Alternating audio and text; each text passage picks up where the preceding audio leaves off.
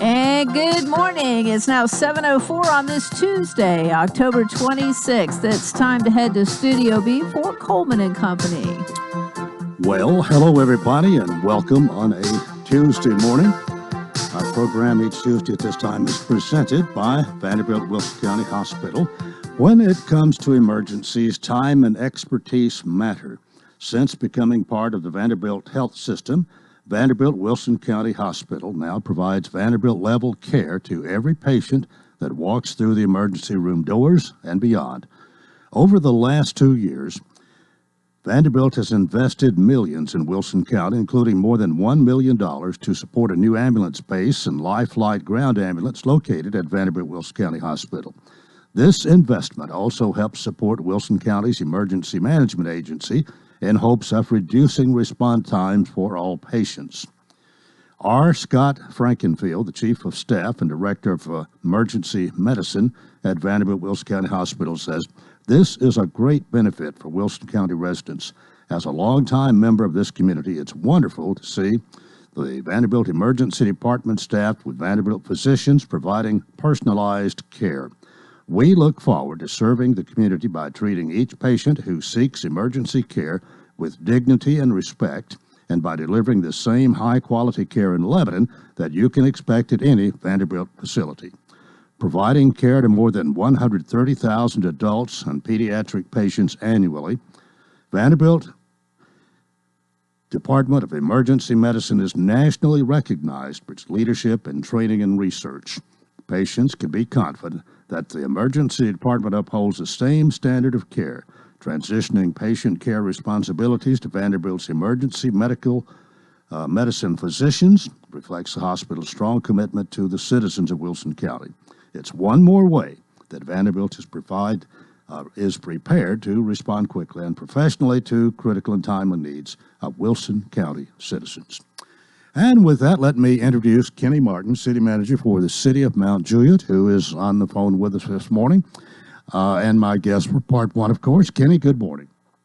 Good morning there, Coleman. How you doing? I'm doing well, and it's good to hear you again. And whenever you come on, we always get a good report and a lot of information about what's going on in the City of Mount Juliet. So welcome again.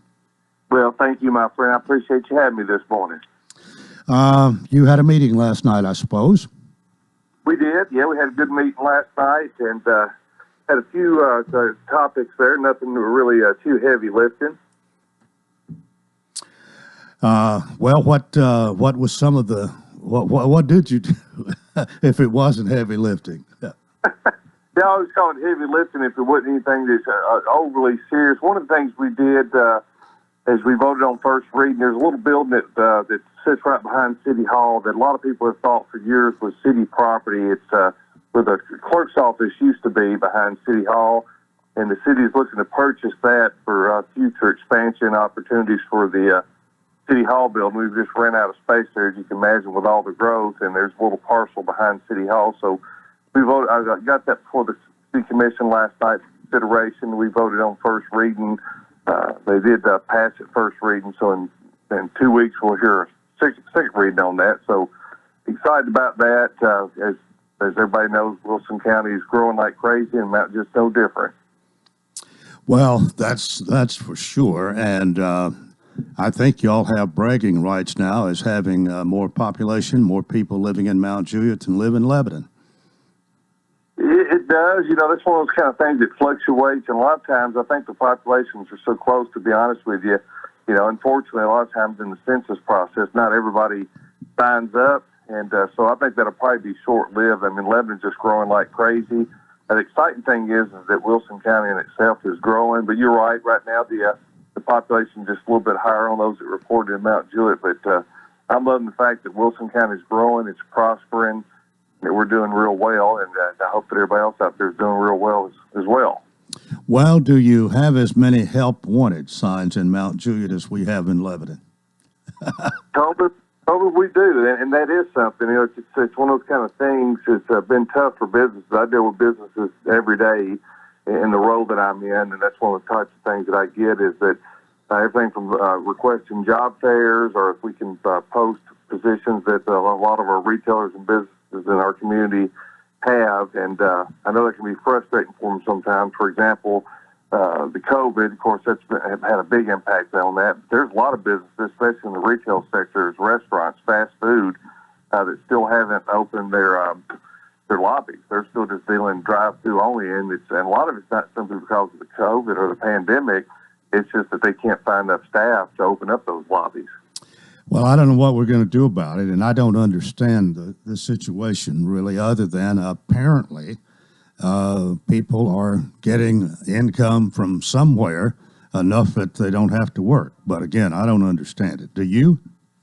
I don't understand it. And I knew at first that was probably part of it, is that a lot of folks just didn't want to go back to work because of fear for the COVID, which I totally understand and respect. But I thought at some point that might let up just a little bit at this particular point. And it has to some degree, but in a lot of ways it hasn't. And I know it's not for lack of a workforce. I think there's enough folks out there. So I'm like, I can't quite put my finger on it, so everything would be speculation, if anything. But I know it makes it tough, because what's happening is every time now that a new business does come on, you even wonder whether or not they're going to be able to find the staff to open up. I mean, they may have a month or two or 3 months of delays before a business can open, especially in the fast food sector. And then what's ironic, they may find staff because it's new, and a lot of times what's happening, they're just getting staff from a place that already has employees. They just leave one place and go to the other. But we're hoping at some point a lot of these folks that hadn't chose to get back into the workforce for whatever reason choose to get back out there. And I understand the fear with the COVID. I get that entirely, and that's why we're always encouraging people just to continue to be safe and try to do all the right things.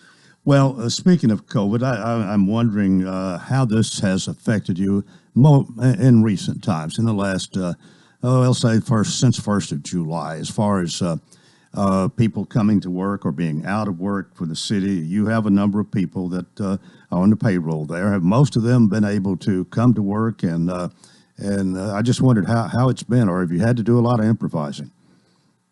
Yeah, a little bit of both. We've been fortunate. At first, when the pandemic started, I think there was a lot of fear that if someone was around someone that they thought had shown symptoms or whatever, that they were taken off. And we were doing the 10 to 14 rule, 10 to 14 day rule, to where if they'd been around somebody, they were supposed to quarantine. And then over time, that got a little bit better, because I think we started to understand the process a little bit better. But I will say that it seems like I've heard a lot more about more folks being infected in some shape, form, or fashion. And I don't know if that's just simply because of education, so you're learning about it now, or people getting tested or what. But yeah, we've had to improvise like everybody else has. But I will say this: I want to thank our employees, because I know it's a scary thing and it's spooky, but we've improvised. We've made a lot of modifications, and we've battled through it the best we can, like everybody else. And we want to continue to pray for those. We've got some employees. We've got one employee that I believe it's 3 weeks today that his wife has been in the hospital. So it's been a tough battle for a lot of people. So we take it very seriously, and continue to pray for those that are dealing with it, and of course, most importantly, those that we've lost as a result of it.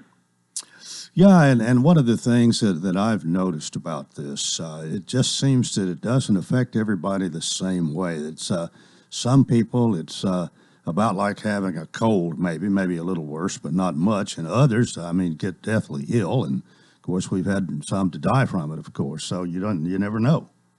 That's exactly right, and that's what's so scary about it. You make these assumptions. I think we've all had that thought. We've got a sniffle or something like that, or didn't feel well, or maybe had a headache. The first thing we thought was maybe we had it, and we questioned whether or not we should go get tested, or if we'd be okay. And a lot of times it was just that. It was something allergy related or whatever. But that's the spooky thing. If you're just around anybody and you even sneeze, the first thing you think is that they think that you're sick or something. So. Yeah.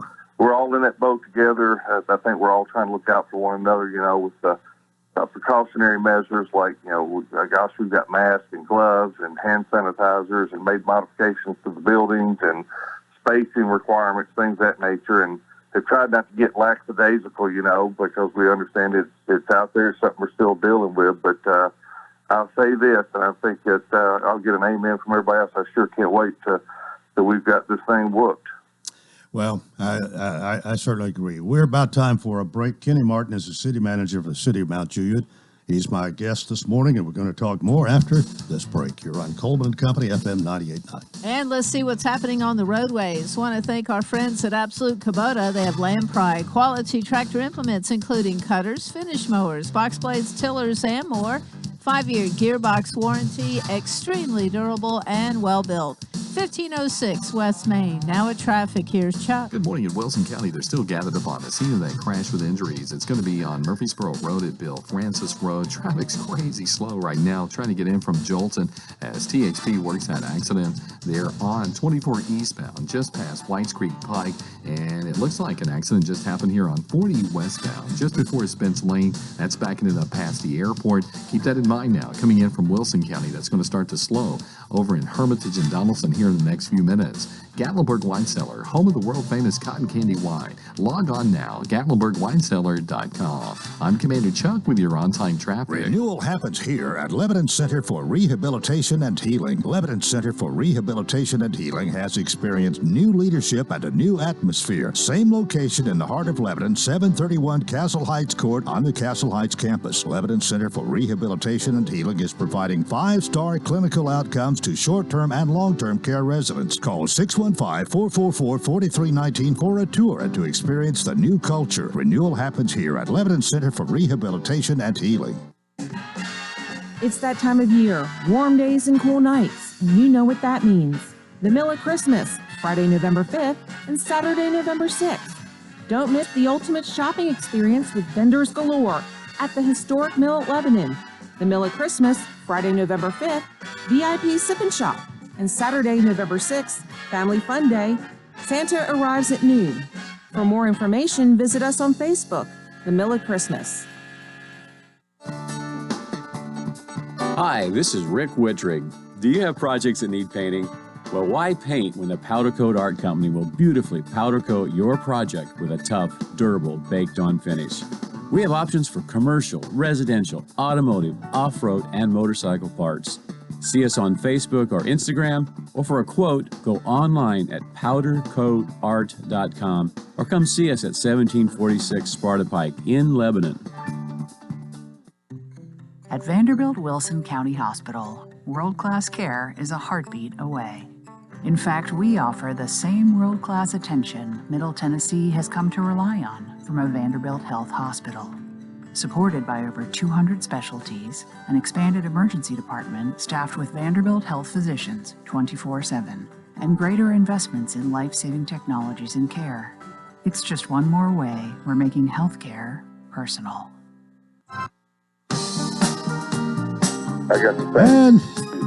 And we continue here on this Tuesday morning. Again, a reminder that our program is presented by Vanderbilt Wilson County Hospital, providing world-class care. And Kenny Martin, city manager for the city of Mount Juliet, is on the phone this morning, my guest. We talked a little bit about last night's meeting, and you didn't tell us that just wasn't a whole lot to discuss, I guess, about last night's meeting, but you, as a board of commissioners, and you as a city manager, and Mayor James Maness, you have a lot to do, to be responsible for, but it doesn't mean that every meeting's going to be an earth-shaking event. Sometimes it's a little routine and mundane, right? It is, absolutely. And we typically have some type of meeting every week. It's either our Board of Commissioners meeting, or, which we have those every 2 weeks. It's rare that we'll either put a meeting off or not have the meeting. And a lot of times as a result, because you get so efficient, there's just not a lot of items that, like you said, are earth-shaking on the agenda. And we did have a workshop last night, and it's really just more or less just to discuss something that we might take into consideration in the future. And a lot of times the reason they do that is for transparency, to get public input. For example, there was something we had last night, and if I was to talk about it much, it'd probably bore your listeners, but basically it was just to determine our RM8 zoning, which means that it would enable you that if you're doing certain zoning, you can have more units per acre. And the commission is sort of looking at, to either stick with what we're doing or go the opposite direction and start requiring that lots be bigger. In other words, you don't have near as much density when you're dealing with townhomes and condos. You know, a lot of times you got developers come in and to their credit, they want to try to get as many units per acre as possible. And I know that tends to bore folks, but from a city of Mount Juliet standpoint, the commission right now just want to sort of stay put with what we've got, where we don't allow near as much density. The same with even some of the houses that are being built. You know, developers will try to put as many houses an acre as they possibly can as well. So a lot of times that'll bore folks, but the commission likes to be transparent, so we'll have a workshop if it's something that somebody's either made a request to the city of, or it's just that a commissioner wants to bring it up as a topic. And so one of the things we actually voted for last night to prove transparency is that anytime we have a workshop, traditionally in the past, we wouldn't record those meetings. We would just basically have the meeting, and it was open to the public, and folks could come and participate in the meetings. But they voted last night to record those meetings as well for record and to maintain those for a certain amount of years. Mm-hmm. Well, sometimes seems like it's sort of a tug of war between the developer, who, as you said, is wanting to get as much as he can out of each acre, and then there are certain guidelines I know the city is trying to follow, and you are concerned about density and how much is too much togetherness and this sort of thing, and I guess it's hard to know sometimes where to draw the line. It is, exactly. I mean, we understand affordable housing. It's sort of odd. We were talking last night about townhomes, you know, and I can remember when people would say that $300,000 houses wouldn't sell in Mount Juliet because it's just too high for price range. Well, that price range now is about $700,000 here, and that's almost like a starter house now. And so when you think of townhomes can be in the $400,000 plus range for a 3-bedroom townhome. And so there's various pockets around town, and a lot of times the developers say, for example, we might have a 7 to 10 acre plot of land somewhere, and a developer may want to come in and say, hey, I want to build 200 units of apartments on that, or whatever it may be.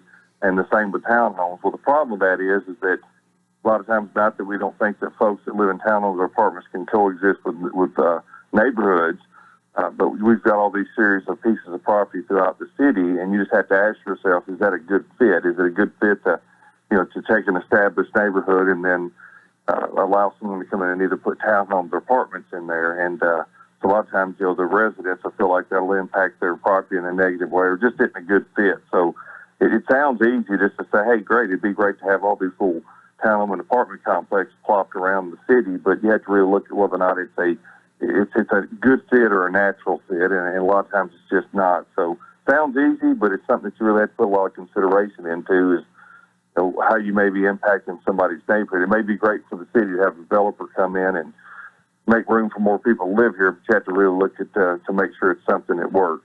Right. There are a lot of things to consider, and I think the same thing is happening with City of Lebanon and even some parts of the county that are not incorporated, not part of a city. Are you looking to do any annexation? I know you have some sort of a plan that you have to do and maybe update every so often. And maybe it's required by law. And but generally speaking, are you as big geographically in Mount Juliet as you want to be? Or are you looking to annex? Yeah, that's a great question, Coleman. Years ago, it used to be that you could proactively annex, meaning that, you just basically saw an area and thought, hey, it'd be great to go and annex into the city, and you could proactively annex it. And of course, because of the tiny town rule, basically where there was little cities just popping up all over the place, or cities going out and annexing territory they wanted and leaving the county with what was left, the law was changed to where cities could only annex if they requested. So what we basically do is that we have an urban growth area that's set up between the counties and the cities, and those are areas that we could that basically you could annex if requested. So the city doesn't proactively annex anymore. But if somebody comes and says, say that, for example, you had 50 acres, you were close to sewer and wanted to be in the city because you could get more density. There we go back with that again, the density. If you could put your property on sewer, that's how normally we'll add property to the city. For example, there was a resident lives in the county. It's in our urban growth area that wanted the city to annex. I believe it was 22 acres last night. So, of course, they approached the city. They were wanting to build some homes on it. Currently, it was basically, I hate to say like farmland, but just, 5-acre tracts and 10-acre tracts. In this particular case, it was a 22-acre tract. They wanted to be annexed. There was a lot of public outcry from folks that had come and said, hey, we would rather you not annex it. So the city ended up voting in favor of not annexing it. Now, that's two-sided. You could say if you're the person wanting to be annexed and develop your property, you're disappointed because you wanted sewer and develop your property. But if you're the folks that are in the county and don't want to be necessarily next to a development, you're probably happy. So those are tough decisions sometimes that the commission is faced with. But say, for example, that had us passed last night, then the city would have grown just in one vote by 22 acres. And then at some point in the future, somebody probably would have put another development on. And that's not to say that they can't come back. It was just saying at this particular time, because of the public outcry, that the city listened to constituents and said, hey, if they don't want to be in the city right now, it might not be a good fit. Let's vote this down and maybe take it up for consideration another time in the future. But we may have a developer come in tomorrow. It's got 200 acres. It's just sorry about that. It's just outside the city.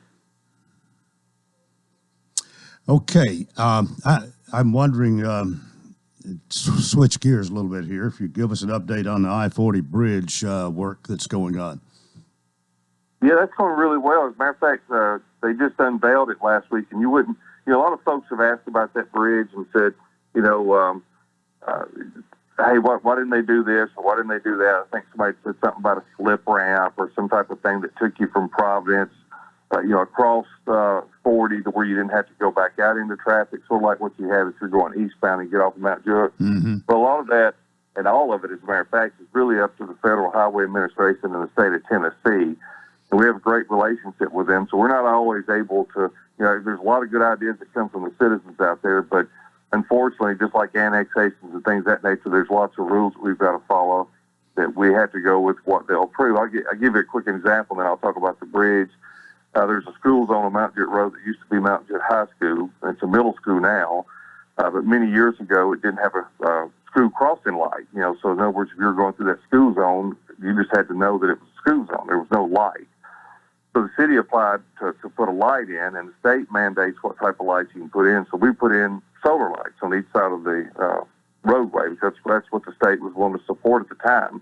Well, there's a few residents that said, why didn't they put the traditional light that hangs across the road? Mm-hmm. And we basically, so some people were disappointed, but we explained to them, said, any light is better than no light in a school zone that never had one. Yeah. The same with the bridge. If the state says, hey, we're going to go to the bridge and not a slip ramp, then you're tickled to get it because you're just trying to figure out a way to improve traffic. But it doesn't look like much, but once that new lane is added, even though it didn't sound like much, it's just a single lane, it is going to make such a difference in that area because not only is it adding the lane, but it's sort of realigning for you in that area to where the traffic will flow smoother. But they opened up, when I say opened up, they revealed what one side of the bridge is going to look like now. In other words, they have, but when you drive over a bridge, you've got like a concrete barrier wall, that keeps you from driving off the bridge, of course. Well, they opened that up last week, and this is just not your standard concrete barrier. It's a lot more decorative. It will have the state TriStar on it. It's got the more individual concrete columns. It almost looks like a banister rail, if you can picture that, with much thicker and larger banisters, I guess you'd say, or individual spindles. And it's just going to be a gorgeous bridge. It'll be a great gateway into the city. I appreciate the state of Tennessee and the federal government because it took a lot to get that done because there's a lot of approvals that you've got to see. So the neat thing about it is once that gets done, we're also going to be realigning Adams Lane and also Providence Parkway, which will drive a lot more traffic to Central Pike. And with the Providence Central development coming on board, we're getting a lot of really good interest there from a mixed-use development, not only retail but other things.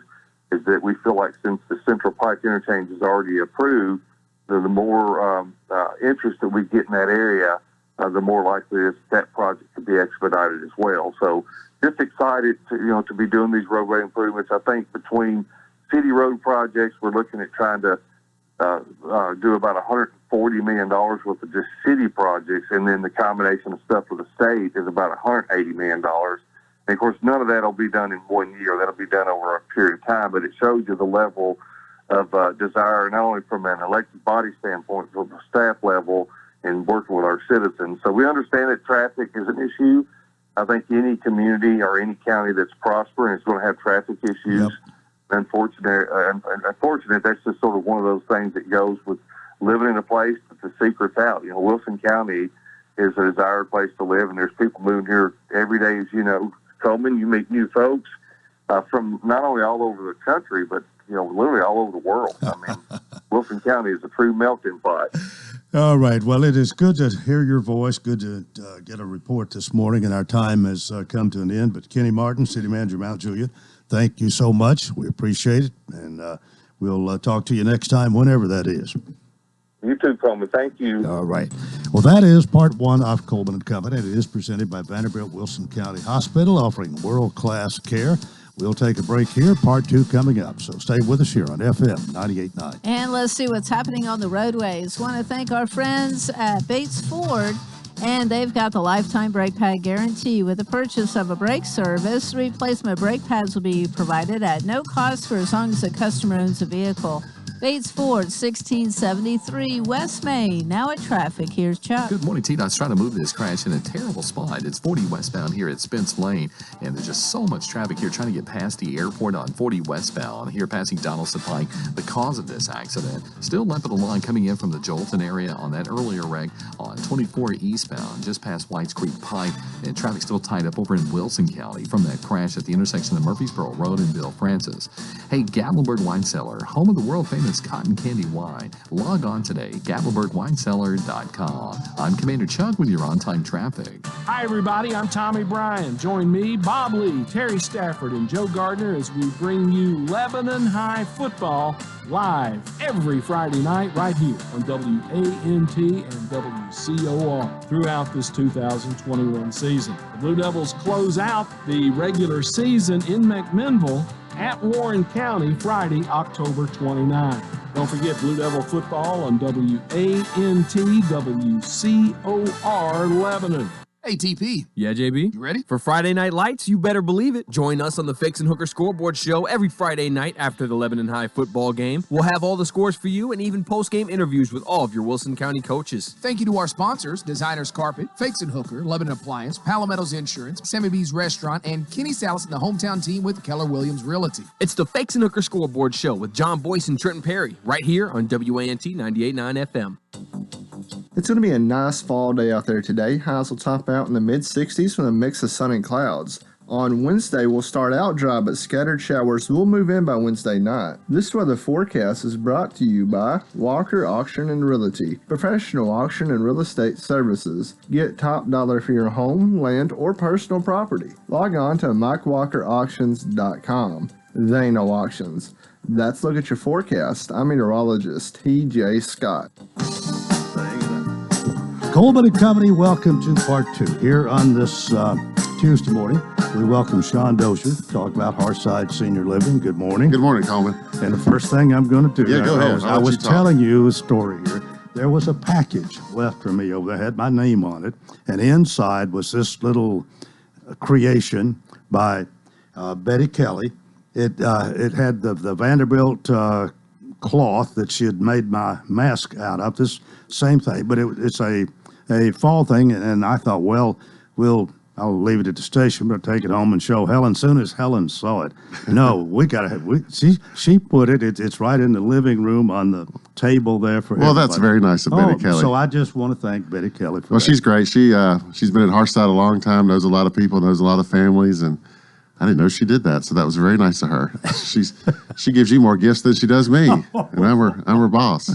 Well, it was really nice and very much very appreciated, nice.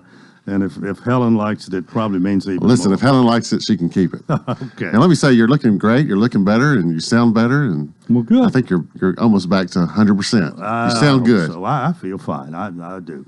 Well, Sean is Executive Director of Hearthside Senior Living, 215 Castlights Avenue North, and we say when it's time for a helping hand, and you've got several helping hands to lend, really. We really do. We offer our assisted living, and if you come into our assisted living right now, Coleman, you're going to have to excuse our mess. We're undergoing a remodel, and I don't think you're going to recognize it when you come in there. For folks that come in there a lot, you'll notice we're painting all the walls, and we're getting new furniture in November and putting new window treatments. We're developing a cafe for our residents and families, and our dining room is going to be totally redone, and our hallways are going to be, I think, a lot cleaner and a lot neater, and it's just going to be a nice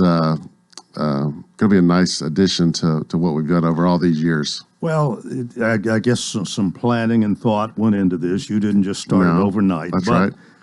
In fact, we were going to do it in 2020, of course, but we couldn't do it last year. But we started a couple months ago, so we've really gotten to the swing of things over the last couple of weeks. So again, as we give tours and as folks are coming in to visit, just pardon our mess, but in a couple of months we'll be all completed, and we hope to have a a ribbon cutting or some kind of open house where we can invite people to come in and see the new things that we've done. Well, that'll be great. Sort of like when we widen a road out here. That's right. Or remodeling your home.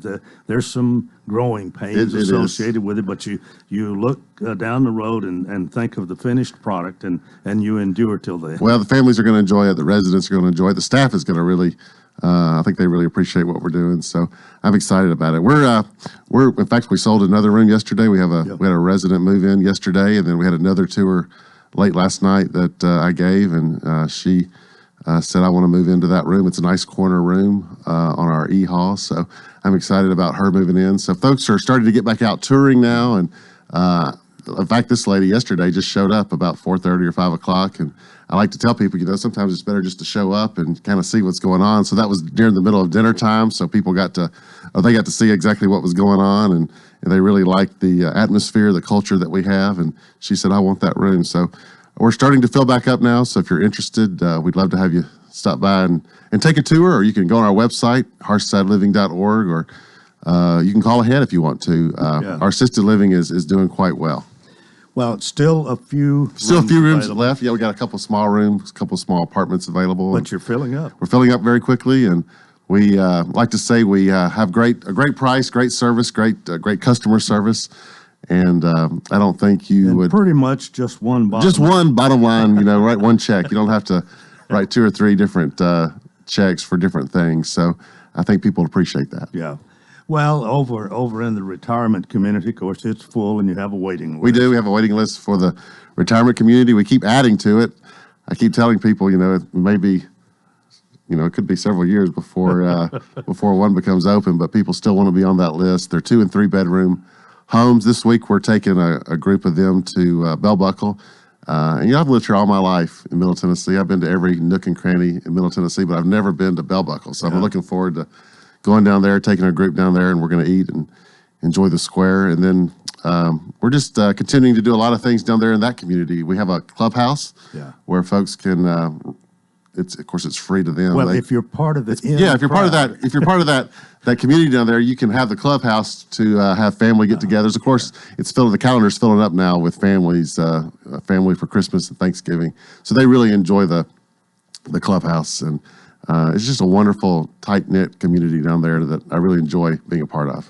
We can just tell from listening to you each Tuesday how great Hearthside is and how you feel about it. And you seem to be such a good fit and promote it so well. Well, thank you very much. I love Hearthside. I always thought at some point I'd like to be there, and it finally became available, and I walked through that door, and I just love serving the people there, and I love the community. I guess one of the greatest things about it is, yesterday, and you'll see it in the Wilson Post around Veterans Day, but Kim Beck came and did a story on 3 of our veterans, and I'll talk more about it in a couple of weeks, but just to hear those stories and to hear all the things that they went through, that's why I really love it. It's just the stories that I hear, the history that I hear, and you can't find that anywhere else except in a assisted living, Well, it's time for us to make history today. Oh, okay. The Mike Morgan. I want to say hello to Mike Morgan. Mike Morgan has done a little work for us, a little construction work, and he heard me on the radio, so I wanted to say hello to Mike Morgan.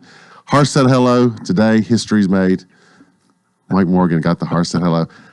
I mean, how many more people do I have to do? I mean, it seems like I've done everybody in town. I've got to come up with some more people. Oh. So if you see me out and about, tell me you hear me on Coleman so I can. Oh, be sure and tell him. Yeah. That way he knows you're listening. That's right. That's right. Well, have a great week. All right. Well, you too. See you Good later. to see you. Do it again next Tuesday. All right. Bye. Sean Dozier, Executive Director of Hearthside Senior Living, 215 Castle Heights Avenue North. You can reach him at 615-443-1994. We're 21 before the hour. I've invited my friend, Mr. Brashear, to come and be my guest today. And, of course, he is the Director of Development Services for Wilson County. Tom, good morning. Good morning, Coleman. How are you this morning? I am doing well. I hope I've got your level just about right here, and I think I have. And You turned yours down. You turned yours down. oh, I turned my. All right. Well, I'm still getting used to this. This is the second week, I guess, and with all that we've had going on out here, we've tried to minimize it, but there's it's going to get back to normal one of these days. But Tom Brashear, again, good morning. Good morning. Can you hear me now? Ah, yes, you're fine. And how are things with you? Oh, they're going well. We're very busy in the office, as per usual of recent. Really, in recent years, it's been an extraordinary set of years in Wilson County in the way of growth. I know you were talking with City Manager Mount Juliet, Kenny Martin, in the first segment, and we've had some truly extraordinary years in the past 2 or 3 in terms of the amount of growth that we've received. Has it slowed down any? It has slowed down a bit. I brought some numbers, and these are fiscal year numbers for 2019 to 20, for 2021 to 21, or excuse me, for 2020 to 2021 fiscal year, and for 21 to 22 fiscal year. And these are adequate facilities tax numbers, or AFT numbers, and they're a good way of kind of gauging, particularly on the residential side, new housing starts, because by the time somebody pays their adequate facilities tax, which back in the 2019 fiscal year started out as $3,000 per single family unit, but was raised to $5,000 per single family unit, they're ready to start digging and building in earnest once they're ready to pay that adequate facilities tax. So it's a pretty good gauge of the pace of growth. And in the 19 to 20 fiscal year, let's see, 19 to 20 fiscal year, or excuse me, 18 to 19 fiscal year, we had 1,362 total AFTs, and 1,324 of those were residential. I'll just stick with the residential numbers. In 19 to 20, as I told you, that was a extremely out of the ordinary year. We had 3,304 AFTs. For residential units. So you went from 1,324 to which is kind of a normal year, maybe even a little bit slow. We jumped all the way to 3,304 in 19 to 20. And then in 20 to 21, which was last fiscal year, we had 2,690. So we're still about twice what we were in 18 and 19 from last fiscal year. And then as of year to date, we've got approximately 517 adequate facilities taxes that have been paid all year, and we're about a quarter of the way through the year. Now, I will, before people say, oh, well, we're going to go back all the way back down to 12 or 13, 1,400, I will tell you, if you look at the pace in 20, which we, as I said, we ended at 2,600, we had 417 paid by then. So I think probably we get more housing starts in the spring than any other time. So we'll make up ground between now and the end of this fiscal year. Well, if you multiply that number by 4, you got a little over 2,000 then for this fiscal year, if the trend continues. Yes. And to Kenny's point about the numbers kind of fluctuating between cities, Lebanon, for the past couple of years, historically, Mount Juliet had always been our permit leader in the county amongst jurisdictions in terms of residential permitting. But over the past 2 or 3 years, Lebanon has been, for the most part, in the lead role in terms of residential permits that are adequate facilities taxes are paid for, at least. To point in case, Year to date for September, I think they had 260 single family units. Mount Juliet had 143 adequate facilities taxes paid, and the county had 114 paid. Well, let me. This year to is date. something I'm really not sure about, but I want to ask you because you know. And Watertown hadn't had any at that time. Oh, okay. So, The adequate facility does that if you're in the county get that. If you're in the city has its own, or does the county get that wherever you are? the county gets that adequate facilities tax wherever you are. All right. And so that's why I kind of have numbers broken down for the whole county, is because everybody has to pay that if they're starting a new building permit, Okay, and commercial that goes- or residential. Now, Mount Juliet has some additional impact fees or other fees that they require over and above their building permit fee. I don't know if Lebanon does. Yeah, okay. But this adequate facilities tax is a county thing. And Yes. if you're building in the county anywhere, municipality or otherwise, you're going to pay. Yes. And it's based on the footage, I believe, how big it is, and so much a square foot. Yes. Yeah. And we share those types of numbers with the county commission, the mayor every month. Yeah. As well as the school system and others who might have a need for Well, we may have a little fluctuation from time to time, but we're still very much a growing area. Absolutely. All right. With that, let's take our break. Tom Brashear, who is the Director of Development Services for Wilson County, is my guest, and this is Coleman and Company, FM 98.9. And let's see what's happening on the roadways. Want to thank our friends at Absolute Kubota, Land Pride, quality tractor implements, including cutters, finish mowers, box blades, tillers, and more. 5-year gearbox warranty, extremely durable and well built. 1506 West Main. Now at traffic, here's Chuck. Good morning. Cleanup continues in Wilson County on the scene of the nasty wreck from earlier on 231 Murfreesboro Road, just up from Simmons Bluff Road. Again, that's over in Wilson County. Traffic still slow go as they clean up the paperwork on that earlier crash on 24 eastbound coming in from the Jolton area. As we look at that live, that's pretty heavy and still very busy trying to get past the airport on I-40 westbound where we had that earlier right near Spence Lane. Gatlinburg Wine Cellar is home of the world famous cotton candy wine. Log on today, GatlinburgWineCellar.com. I'm Commander Chuck with your on-time traffic.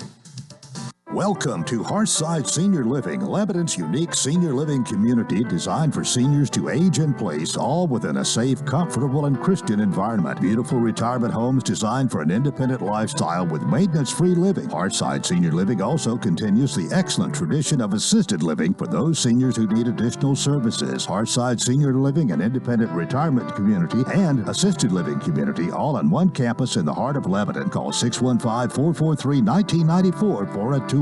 71 degrees all the way. 73 degrees, please. So what's your perfect degree of comfort? We'll help you find it with professional Rheem HVAC service that'll keep your home comfy year-round, save on energy costs, and may qualify for utility rebates and tax credits. So enjoy a new degree of comfort. 72 degrees, and I'm good to go. Financing available through TVA's Energy Right program and your local power company. Call Randy's Heat and Air 237-3604. Hi, everybody. This is Tommy Bryan, and along with my color commentator, Bob Lee, we'll be bringing you Cumberland University football right here on WANT and WCOR. Saturday, October 30, Cumberland travels to Thomas More University. Cumberland football right here on WANT and WCOR Lebanon.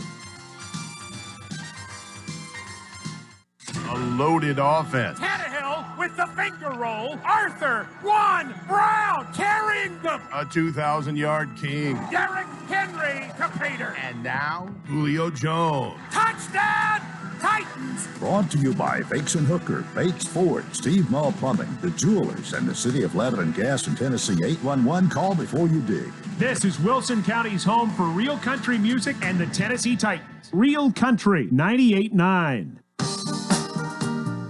All right, we welcome you to our final segment of Coleman and Company. It's a Tuesday morning. Tom Brashear's here. Tom, I know you like sports to some degree, and you went to Auburn, and you're a War Eagle and all of this. You've got a son going to Ole Miss? And I do. I have a son that's in the band at Ole Miss, and he's an accounting major. He's a junior, and I think he's excited to finally have a somewhat normal football year in light of COVID and everything, and they're filling up the stadium and taking some precautions, but they are enjoying themselves. I think you can say this I'm year. a big baseball fan as well, and the World Series is about to start. I think first game's tonight. Braves and Astros. You care anything about baseball at all? No, I guess I would probably follow the Braves. I had some friends growing up that lived across the street from me, and every summer, we'd start our day going out and playing tennis ball, and sometimes I'd come over there, and there they'd sit plopped on the couch watching WGN and the Cubs, and I kind of got to following the Cubs after a while. So, well, I despise that Tommy Hawk chop and all that, but I'm going to be pulling for the Braves. They got one of the Vandy boys that plays shortstop. Yep. And, Dansby Swanson. I think he might be the only Vandy boy down there, but it'll be an interesting World Series if you're a baseball fan. Yep. But let's get back to what you do. You used to have a title of, now I forgot it. I was planning director. Planning director, right. But then when you were made director of development services, you're still the planner, but yes, you do more than that. Yes, you have several we're over. You got a plate full. Yes, I've got the planning department and the building inspection codes department, which is kind of a growing department, not necessarily in terms of staff at the moment, but in terms of their responsibilities. Yeah. We've adopted the residential building you code. have an adequate staff pretty much now, you think? Yes, I do have one opening that I'm going to be seeking to fill here in the not too distant future. I need somebody with a certain set of skill sets with regard to both planning and GIS and mapping skills, and I've been talking to some of the schools and stuff, trying to get somebody that can fit that bill. Yeah. So my staff that I've got does great work. They all work hard, and I appreciate each and every one of them, both in codes and zoning, but also in planning and also in stormwater. Well, Georgia may be the only one I know now. Of course, I used to when I did AFLAC and saw everybody that knew with the county and all that, kept up with everybody for a long time. But Georgia's still there to answer the phone. I got to put in a good word for her. Yes, Georgia Bain. I wish I had a Hearthside hello to give out because I give it to Georgia. But she keeps me in line and on track most of the time. So. Yeah. Well, what else would you like to tell us this morning? Well, we were talking about growth before the break, and as a result of that, I think there's been quite a bit of attention on particularly commercial rezonings of late in relation to our land use plan. Our land use plan was adopted in 2006, and what we tried to do with our county land use plan, keeping in mind that we don't control, out in the county planning office, we don't control City of Mount Juliet, City of Lebanon, or frankly, the City of Watertown, even though we do their planning services, or their planning region outside the city limits for a certain distance.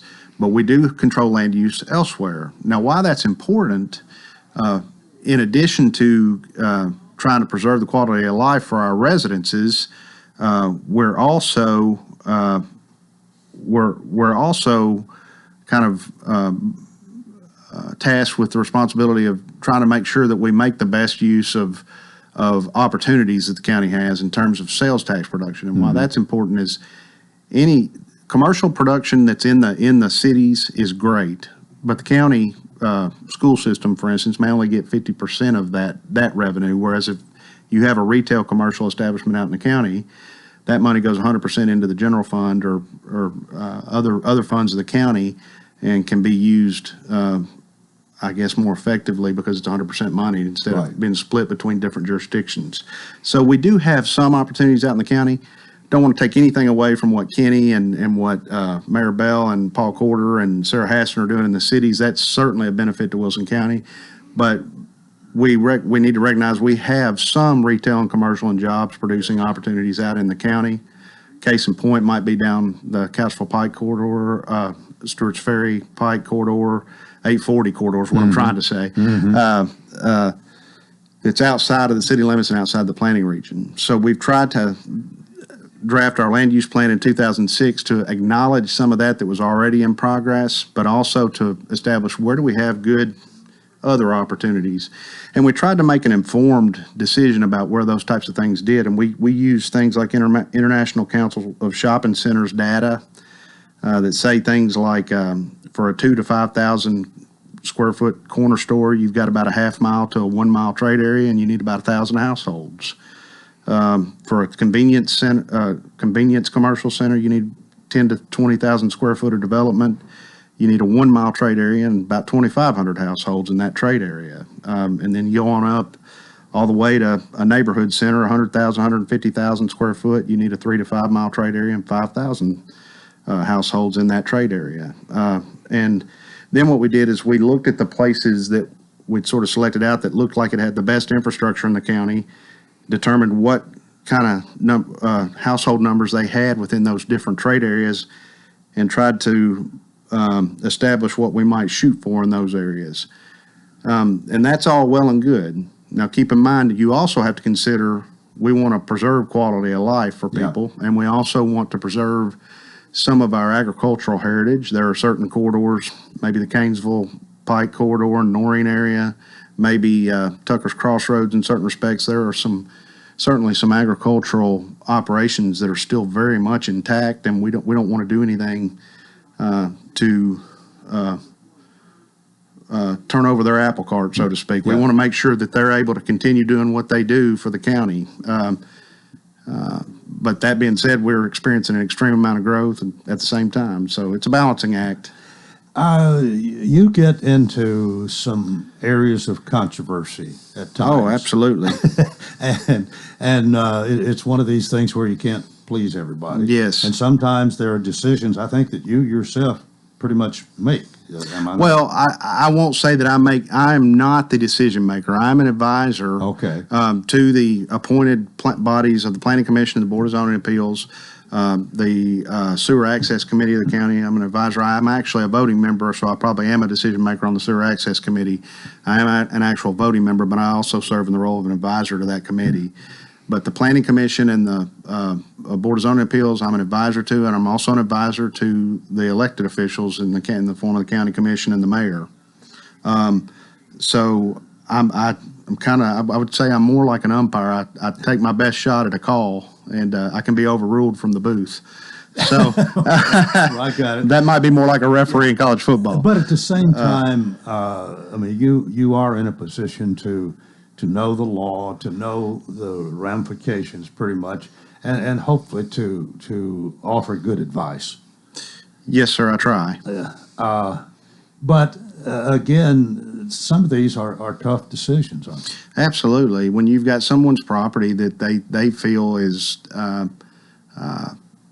appropriate for commercial development, and yet our land use plan that the Planning Commission may have adopted doesn't call for that, I'm probably going to err on the side of the land use plan, since that was the adopted document that the Planning Commission approved. Mm-hmm. In most cases, unless there's something that just makes complete common sense as to why, or logical sense as to why it would be a logical extension of that land use plan direction I've got. Particularly where we've heard loud and clear from the public in those instances that they don't want to see commercial development expand in a certain direction for any number of reasons. Could be traffic, could be road conditions, things like that. But the Planning Commission has the authority, since they were the ones that adopted this document, to hear my advice based off the land use plan and say, no, in this case, we think that it probably does make better sense for this to be different than what the land use plan says. And certainly the County Commission, who in our case does not adopt the land use plan, in an effort to keep them a little bit more streamlined and efficient and deft when they get something significant or extraordinary to come in. I always jokingly say, if Tesla comes in and wants to put their R&D facility here, well, this land use plan that we adopted in 2006 probably never anticipated that. So that would be the kind of thing that do members of the County Commission call you quite frequently? Yes, I hear from, I would say I hear from 2 to 3 county commissioners a day of recent, and that's that's had an uptick as well. And I think a lot of that has to do with the amount of growth we're getting. They'll call and ask me some questions about development proposals in their district, which is good. That shows they're paying attention and trying to do right by their residents by at least paying attention and looking into matters that are coming up that may change how things are going in their district. The other thing I get a lot of calls on is actually on zoning enforcement side. because that's another thing. As we grow and we get closer together in certain respects, you get more propensity for people to annoy one another with regard to different things your neighbor's doing, whether it be a commercial operation in a residential area or whether they're just have a lot of unserviceable vehicles in their front yard that you don't know why they've got, particularly if you're trying to sell your house or something like that. So. Well, your job entails a lot of areas. Yeah, and drainage. I forgot about drainage. Drainage. Every time it rains, I stare at the ceiling all night, wondering how bad it's going to be the next morning. So, and I don't mean to make light of that. That's a very true assessment. I know that the good Lord gives us rain for a reason to make the crops grow and everything else. But when it rains a whole lot, it's tense for me because I know we're going to get phone calls, and once you have drainage issues in a place, you've got them. You know. Well, with that, we will end our conversation this morning as we are approaching the 8 o'clock mark. But Tom Brashear, Director of Development Services in Wilson County, has been here, and we appreciate having you periodically. Don't have a set time for you, but when I need a guest, you always are available. And we've been good friends for a long time, and not close friends, but at least we're friends. And I don't hesitate to call, and you don't hesitate to come, and I appreciate it. Oh, no problem at all, and I enjoy coming. Good. That is it for a Tuesday. Hope you'll join us tomorrow for the Wednesday edition. Till then, I wish you a tremendous day.